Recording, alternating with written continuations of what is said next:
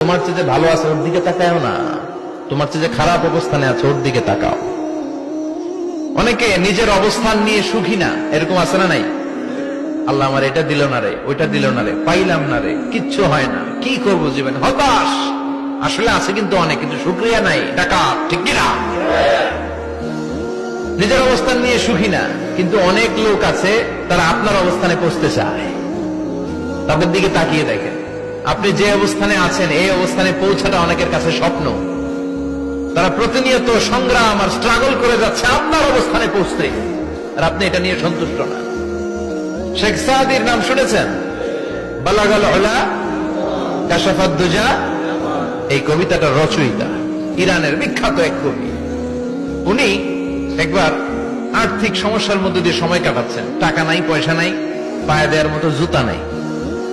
উনি খুব দুঃখ পেলেন, হায় রে, আমি ইরানের এত বড় কবি, আমার পায়ে দেওয়ার মতো জুতা নাই। দুঃখ ভরা মন নিয়ে রাস্তায় হাঁটতে বেরোলেন। হাঁটতে হাঁটতে হঠাৎ দেখলেন একটা লোক শুয়ে শুয়ে কাঁদছে, ওই লোকটার দুইটা পাই নাই, পাই নাই। উনি সেজদায় পড়ে গেলেন, আল্লাহর কাছে ক্ষমা চাইলেন, আল্লাহ অনেক দিয়েছো, শুকর আলহামদুলিল্লাহ।